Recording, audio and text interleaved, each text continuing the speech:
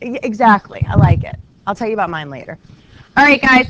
Let's start with going over the warm-up. I told you on Friday that we would continue to practice simplifying radicals. So I put some kind of harder ones. I wouldn't say that they're impossible up here today, just so you guys can make sure you're not forgetting how to find the largest perfect square that goes into it. So this week we are finishing up Chapter 9. I am anticipating a Chapter 9 test either Friday or Monday. I know it always falls like that. I don't know why. We'll see when we get to Wednesday how far we are and how you guys feel with the material, and then I'll let you know when the best day is to have that. Okay, so we are approaching the end of it. Just keep that in mind.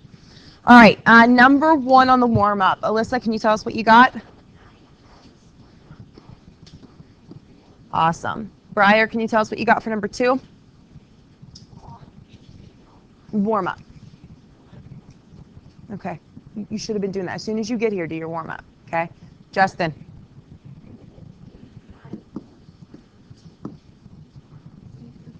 Yep. Awesome. So there's 2. Emma M, number 3. Good. 2x over 5. Charles, number 4.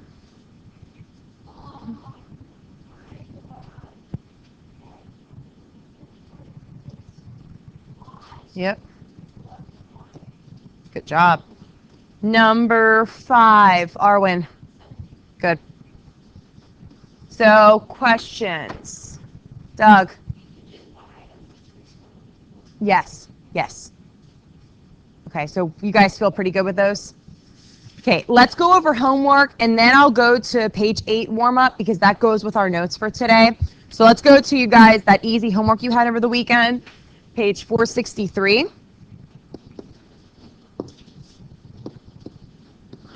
Okay, Annalise, number 1. Good, 45 degrees. Doug, number 2. Oh, yeah, that's right, sorry. Arwen, number 2. Good, 120 degrees. Frodo, number 3. Perfect. Adam, number 4. Did you find yours? Okay. Emma M, number 4. Okay, Gandalf. I'll learn yours today. Gandalf. Gandalf. Gandalf. You guys are telling me 2 different things. Gandalf? Gandalf.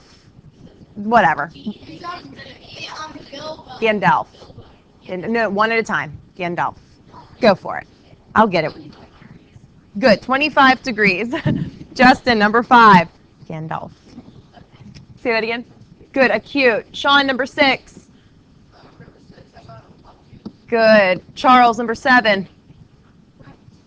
Good. Right. Briar, did you find yours? Okay. Donatus, do you have yours? No. Sergeant, Manatee, number 8. You guys are making me think here every day. For all these name changes. I know. I'm already thinking enough with what I'm asking you. Mary, number 9. Good. Number 10. You said Bilbo? Bilbo. Okay, Bilbo, 10. All right, questions on the homework, Frodo? Yes. I had to think about that. Yep. Nice. Anyone else? Okay, let's go to the other warm-up, which is page 8 in your notes. Okay, and before I flip to that, this lesson, like I told you Friday, I wanted to get to this Friday, but we just didn't. This just talks a little more in depth about Pythagorean's theorem. Now, the reason I showed you it in chapter 10 is because you needed it to to find surface area of certain polyhedrons. So you're going to see it today, but it's much more formal and much more detailed, so you'll have a better idea of where it came from. Frodo? You mean of all these names? Yeah, that might be a good idea. That way I can pronounce them all correctly. All right. Oh, yeah, you could do that. Okay, so the second warm-up here. Jeremy, what did you put for number 1? You mean square root of 13? Okay. Briar, number 2? What did you do?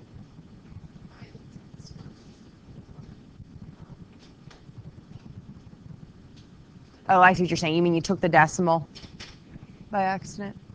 Yeah, that's 5. So square root of 65. Sean, number 3. Did it wrong? Okay. Matt, sorry, Sergeant Manatee. I knew I was going to do that. Say that again. I said sergeant. Go for it. Square root of 89. All right, so each of these, what do you guys notice about each of these? What's one thing you notice, Doug?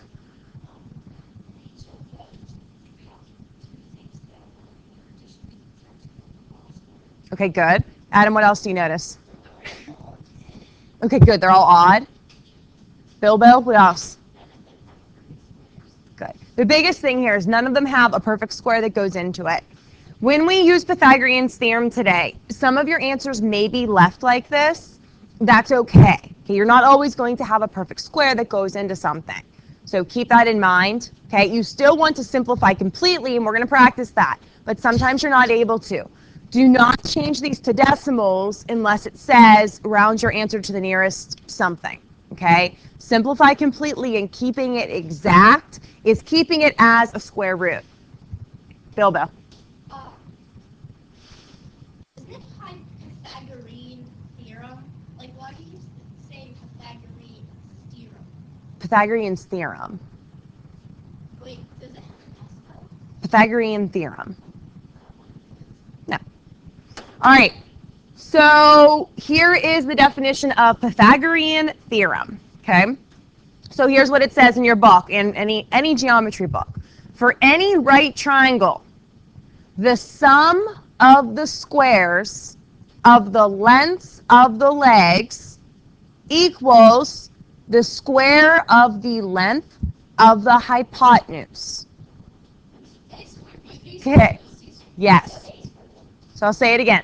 For any right triangle, Adam, you with me? It must be a right triangle.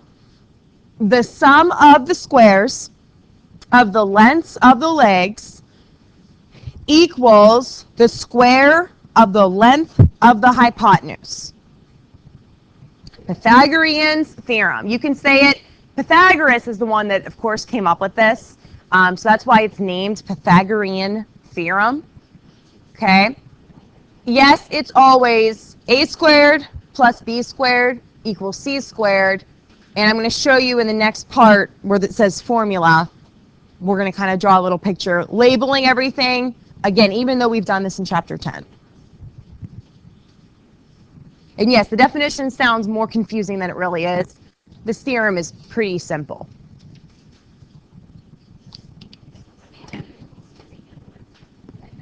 Okay. All right.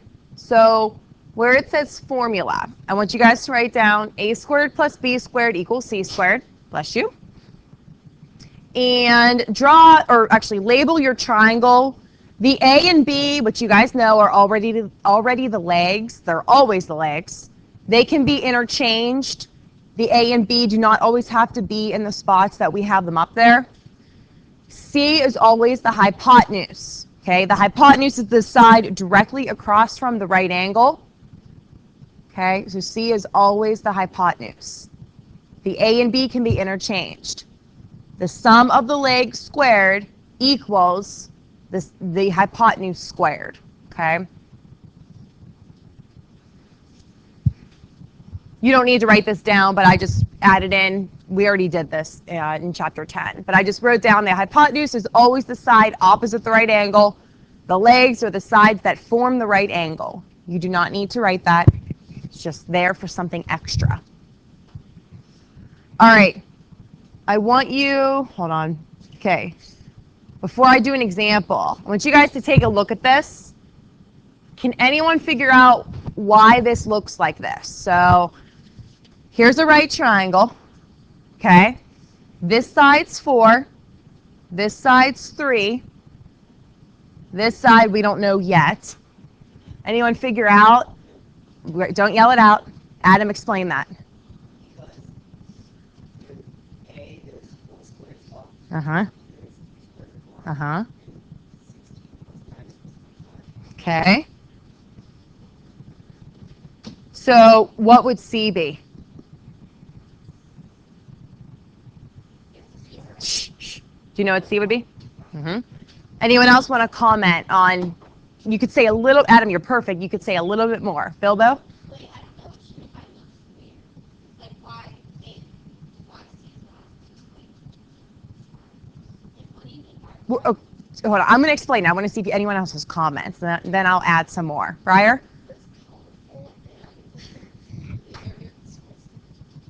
Say that again? Okay, good. So, okay, add some more. Frodo?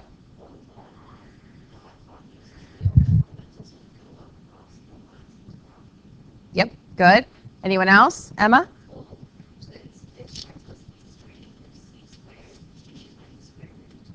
Yep. So here, this is what Pythagoras discovered. You guys are all there. Let me just say it a little bit in more detail.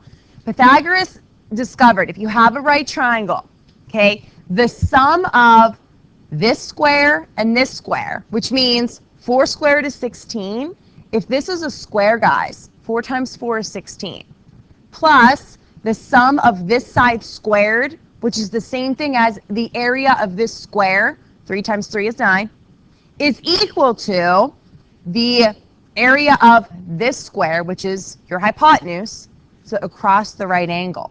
So he accidentally discovered this. I can't remember the exact year, but the sum of the legs squared is always equal to the hypotenuse squared. Donatus? Yeah, just doing problems. Because they didn't have algebra back then. Probably. Yeah. Annalise?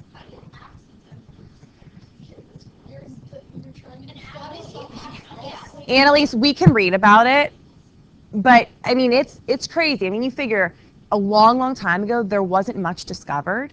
So they would work on things because they had nothing else to do. They didn't have technology and everything we have today, and they would just come across things. So I don't have an exact answer to that. I did study it in college, but I can't remember the exact reason and how.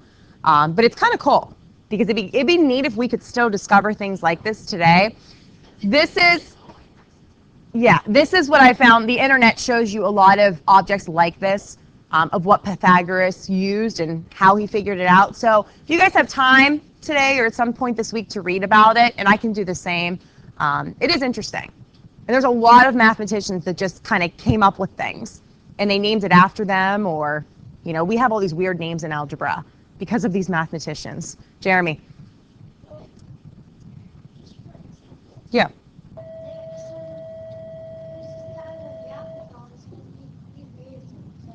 Right. It just happens sometimes, right? Donatus. We're going to say you discovered that, Donatus. I'm kidding. All right, let's do an example. Okay, even though we've kind of done these before. Example 1, I just want to do 2 of these. Let's start with letter A. Okay, Justin, how would we set up letter A? That's okay. Good. So we have 3 squared plus 4 squared equals c squared. Okay? I know, but we're going to write it down. Okay? So very simple. It's always equal to the hypotenuse squared. So 3 squared is 9. 4 squared is 16, which is all equal to c squared. We end up with 25 equals c squared. Gandalf, is that right? Gandalf? What's c? Good. Square root, bless you. Square root both sides. We get c is 5. Frodo. Oh, goodness. Yes. Are you sick of Frodo? Okay. Mary. Okay, but you just want to be Mary. Sounds good. Yes. Okay, guys, quiet. Hey, we can have fun, but you can't take it out of control here. Sean. Okay, letter B. We have 10M, 4M, and A. Jeremy, set up letter B for us, please.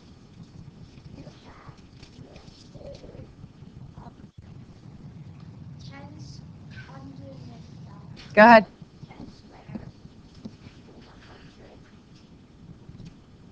Give me the whole Pythagorean theorem. I know. plus a squared plus 4. Okay, so we have 10 squared equals a squared plus 4 squared.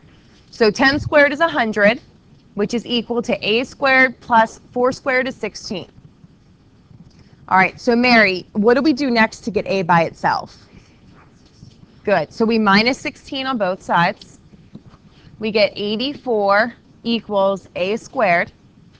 Now, you must simplify this completely. So we have to square root both sides. Okay, so we have a equals the square root of 84. What can 84 be broken down into? So something times something is 84, but one of them is a perfect square. Here's where simplifying radicals comes into play. Charles? A equals 2 Good, so 4 times 21 is 84. 4 is perfect, so I'm going to circle it. Square root of 4 is 2. So completely reduced and simplified, but not changing it to a decimal, a is 2 square root of 21.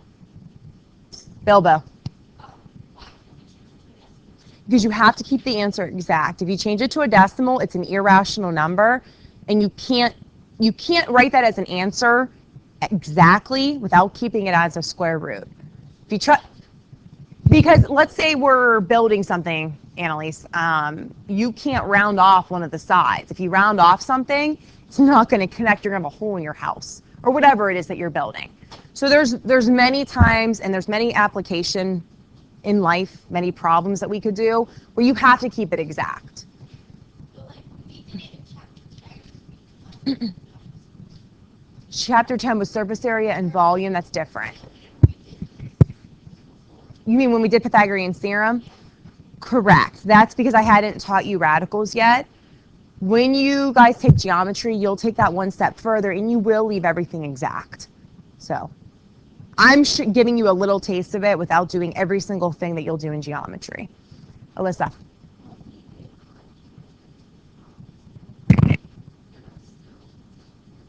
For surface area and volume, yes.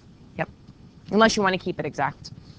All right, I want you guys to do C and D, simplifying them without decimals. Okay, so I want you guys to do C and D on your own.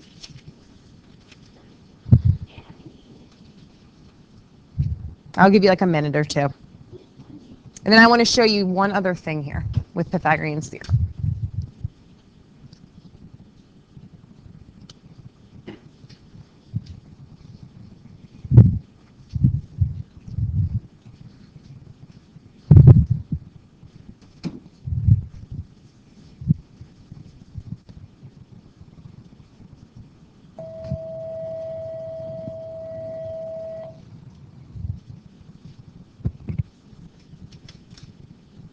Did you guys simplify that? Oh, you did. Right here. Okay, good job. Make sure you guys are simplifying your radicals. Great job. Good, and you're working on this one, right? Make sure you guys are doing C and D. Nice job. Where's C? Is that 5? Yeah. Try that again.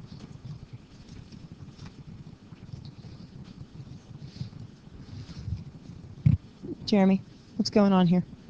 Where's your answer for C? No decimals. Why do you have a decimal here? No decimals. You got to redo that one. That's not right.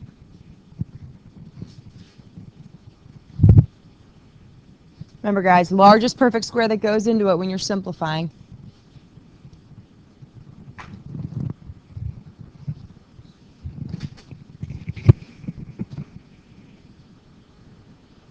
Sergeant Manatee. Okay, you working on this one?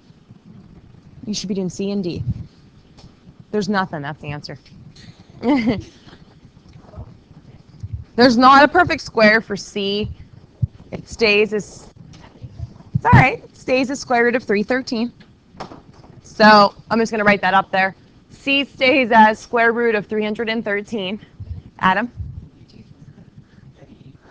Tricks?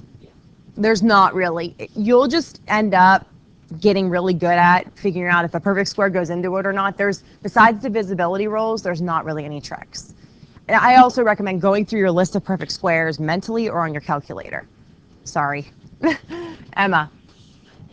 Okay, good. You guys are good at math, though. There shouldn't be a problem. Okay, Mentos. All right, Arwen, go for it. What's D?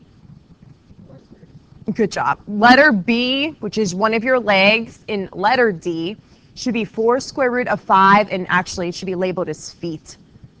My labels would be good to have here in centimeters. Yes?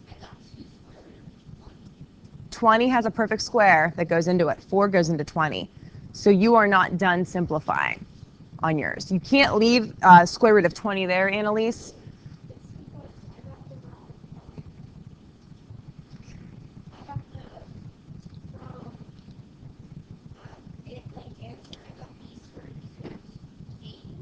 No, that's right. It's b squared equals 80. You're correct. No, it's b squared equals 80. You're fine, but you have to keep going. You had 2 square root of 20, Annalise, look. So this is what you left your answer as, but you forgot to break it down one more time. So look, the square root of 4 is 2. 2 times 2 is 4, and rewrite your square root of 5. So you just had to do one more step. Wait, but what's the equation? That's what I just told you. B squared plus 8 squared equals 12 squared. B squared plus 64 equals 144. And then subtract 64 on both sides. So you get B squared equals 80. You're fine. Just trust me. You have it right. You just have to do one more step. Okay? Anyone else? Okay, let's flip over to page 9.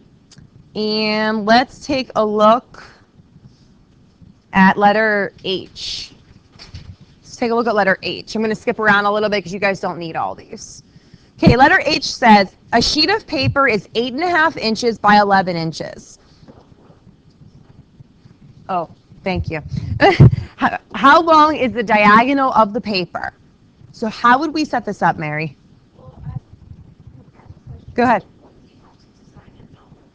Possibly. How would we set up letter H?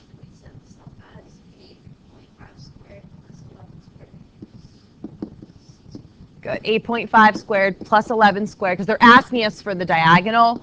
And we know that a sheet of paper is going to have a right angle. Okay, that sheet of paper is perfect, especially printer paper. This is 8.5.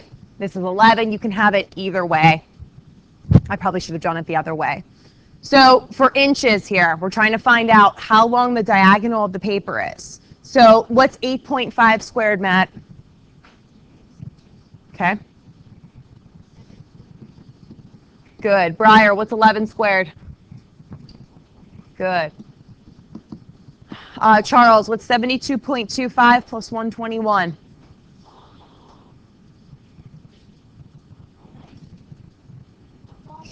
You're not Charles.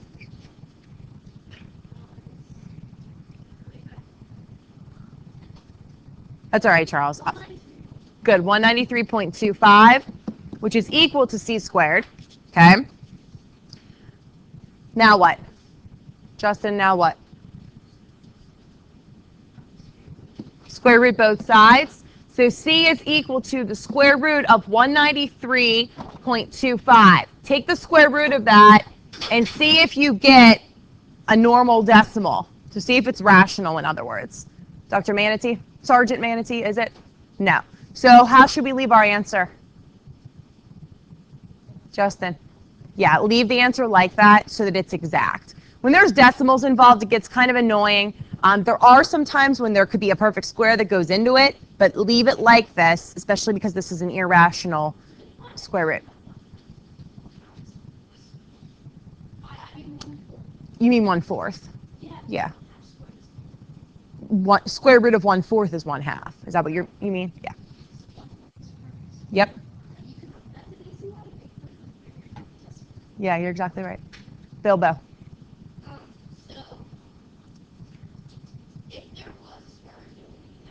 Yep.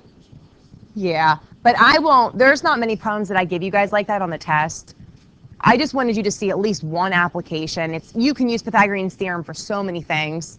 This is just one of them. And yeah, the answer needs to be exact and it's a decimal. Just leave it like that. Chances are it has to stay like that. All right, so I like this next theorem. The converse of the Pythagorean theorem says, this is kind of funny, if a squared plus b squared equals c squared, then the triangle is a right triangle.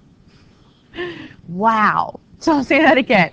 If a squared plus b squared equals c squared, and there is a point to this, then it is a right triangle. Now, I get kind of annoyed because your book does not go any further with this, but I do. They don't tell you why they give you the converse of the theorem. Well, the reason is, in geometry you learn, this is pretty neat, if the hypotenuse squared is greater than a squared plus b squared, it's a fat obtuse triangle. If c squared is less than a squared plus b squared, it's a little skinny acute triangle. So the converse of Pythagorean's theorem says more than what your book tells you. It does not just say this. Geometry book, which I like to tell you guys, takes it further. And it's kind of common sense, but I like this. If the hypotenuse squared is greater than, I'm going to show you an example, the sum of the legs squared, it's obtuse. If the hypotenuse squared is less than the sum of the legs squared, it's acute. This converse of Pythagorean theorem works every single time. This is a big part of, I think it's chapter 7 in geometry. I can't remember the exact chapter. Bilbo? So, the triangle, if you always a right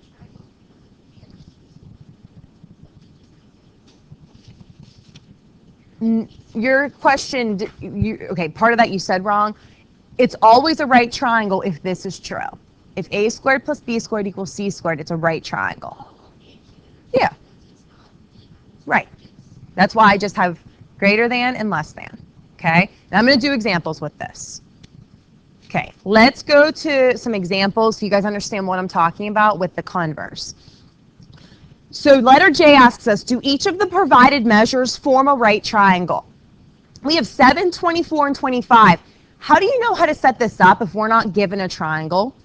7, 24, and 25. How do we know how to set this up? We don't have a triangle. Doug? it's A, B, C. How do you know that? Tell me how. Because it's in order and C is larger. Good. So all you need to know is that the hypotenuse is always the biggest. So whatever the largest side is, that's always your C. The legs don't matter. So we have 25 squared. I'm going to put a little squiggly line here because we don't know how they are related yet. 25 squared something, 24 squared plus 7 squared. Okay, Adam, what's 25 squared? Good. Charles, what's 24 squared? Good. Alyssa, what's 7 squared? Good. Bilbo, what's 576 plus 49?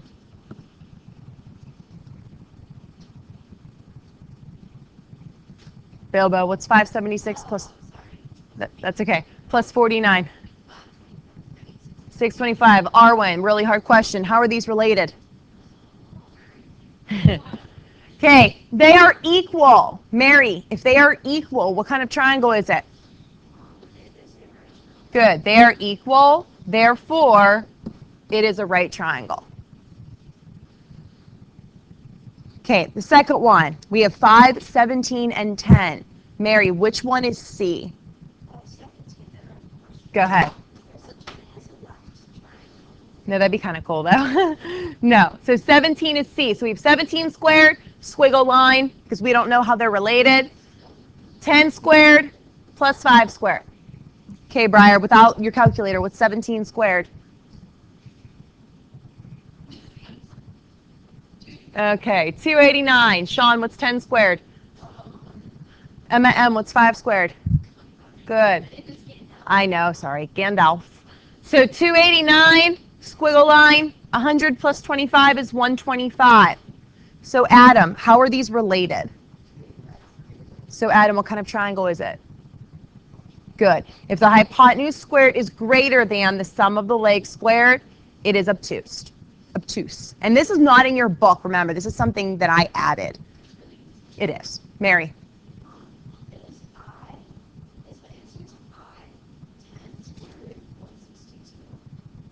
Like the baseball one? No. There's still a perfect square that goes into 162. It is. All right, I want you guys to try the last two here. So try 31, 39, 14, and try 9, 15, and 12. We'll give you a couple minutes. Shh. Did you get them done? I don't know yet. Let me see how far we get. I still have 8 more minutes with you guys. Good. I like to maximize my time with you. I knew this lesson would be pretty easy, but I didn't want to skip over the converse of Pythagorean's theorem. Good, good. Good. Well, you gotta tell me what kind of triangle this is. Oh, you did. It's right there. Oh, you guys are all ahead of me. Two beasts. Charles, I'm still trying to imagine you being duct taped to a ceiling. One of the most interesting weekend stories I've heard. Although I like Mary's words from the game. That was really cool. I can do the baseball one in it. Did you get square root of 8100 times 2? Let me see. Where's your work? Well, I'm just trying to. Yeah, but you might have done it wrong. I didn't even think. Okay. You should have done 90 squared plus 90 squared equals c squared. So you have 8100 plus 8100. So, okay, so you have 16,000. Yeah, you do. So 8100 goes into 16,200. 8100 is perfect. All right, Jeremy, what kind of triangle is this? Shh, okay, guys, quiet, please. Justin, what kind of triangle is this? Good, right triangle. Questions on those ones? Okay, I want you to flip your notes. You guys good with Pythagorean's theorem? Okay, flip your notes to page 12. I want to introduce what we're doing tomorrow, okay? Just like I did with radicals.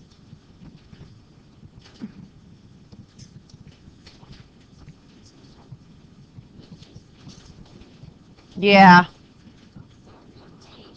Page 12. Whoa, too far, too far. Yeah, I know I do, Emma, thank you. I'm not sure. Smartboard is telling me to stop. Okay, so page 12. We're going to do this tomorrow, but I want to talk about this. There are 2 formulas in this chapter. They are very easy basic formulas, I'll be honest with you, okay? One of them is the distance formula. So given something on a coordinate plane, how do you find the distance if it's a diagonal line? Hold on. Right. You can't count. The distance formula was developed and formed because of Pythagorean's theorem. And I'm going to show you that tomorrow. It's a neat formula that works anytime you're finding the distance between 2 points where you can't just count. 1, 2, 3, 4. It'd be something like this or like this. So I'm going to show you what this is. Matt? Right, but that is a distance formula, but this is given 2 points for this one. But you are correct. Bilbo? Well, what if it's like, would it just be like inches on paper, or like, are you actually really like distance? Just distance from 2 points. I'm going to show you. It could be any units. Matt? Sergeant Manatee? Sorry. Is it square root of x1 minus Yes? x2 Yes? plus Okay, you missed something, but keep going. Time. Okay, no. divided Shh, shh. All right, here's what I want you guys to write down. Shh, you're really close, though. Okay. Hey. Okay, quiet. So let me just explain it. We're not going to do this today. I just want to explain it. The distance formula, the distance between 2 points in a coordinate plane is equal to the square root of the sum of the horizontal change squared and the vertical change squared. So I want you guys to neatly just write down this formula. D equals square root x2 minus x1 squared plus y2 minus y1 squared. Okay? Nope. Don't draw this, just listen. So the distance between 2 points, so you're always finding the absolute value. How far is x2 from x1? How far is y2 from y1? Okay, you're always squaring them because distance is always positive. Okay, you're not going to say, I went running this weekend and I ran -5 miles. Even if I run North Park Lake backwards just for fun, okay, that doesn't mean it's negative distance. Okay, you're still running, you're still doing something, okay, as much as you argue with me about that. So that's why this is always absolute value. Your distance is going to be positive. Okay, I talked about this with one of my algebra classes on Friday. So that's your distance formula. I want to show you one example. Jeremy. Yeah, you can run backwards, but it's not negative.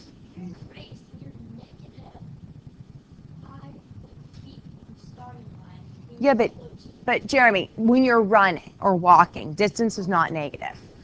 Okay? Doug, do you have a question on this? Go ahead.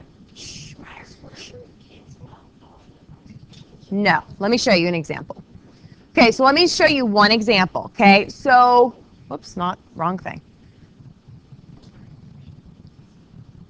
Okay, let me show you the distance formula. So let's plot A, which is 1, 3. So put an A here. 1, 3 is A. And then B is 5, 6.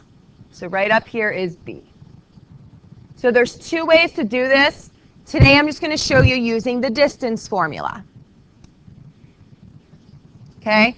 I'm going to label A is x1, y1.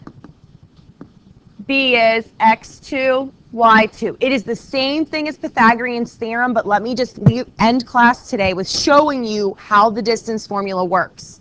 So distance is equal to square root of, you guys with me? x2, which is 5, minus x1, which is 1, plus, am I going too fast?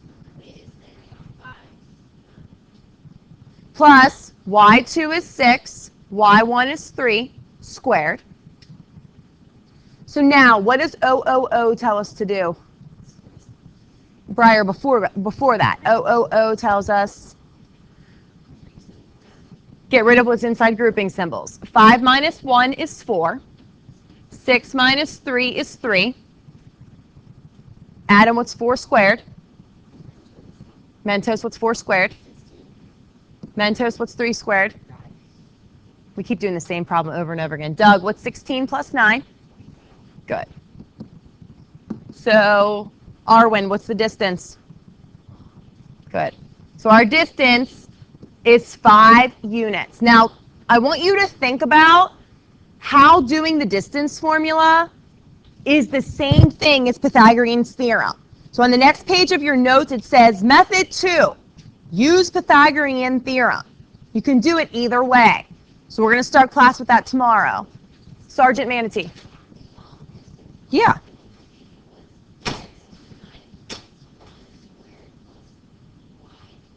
It is.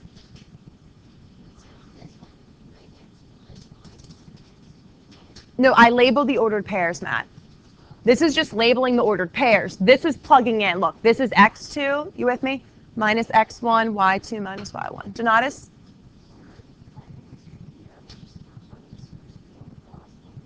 You ruined it for tomorrow. Everyone was supposed to think about that. We're going to start class with that tomorrow. It's pretty easy. Yep. So we're going to start class tomorrow with how was Pythagoras related to the distance formula. Okay, your homework. Open up your homework packet. Okay, 9.3 in your homework packet. And you're going to do 1 to 23. Yep. Okay, so your homework relates to Pythagorean theorem. It's not hard. Okay, it's really, I guarantee it takes you guys 10 or 15 minutes. So my plan for tomorrow, finish up distance formula, show you what midpoint formula is, and then I have one more lesson I'm going to do Wednesday with you. So it looks like your test will probably be Friday. Okay, I just want the sub, I want you guys to have a couple easy days with the sub. Okay, I want to finish teaching things to you. Bilbo. We're still putting our answers in that. Yes, keep your answers as simplified radicals. All right, time.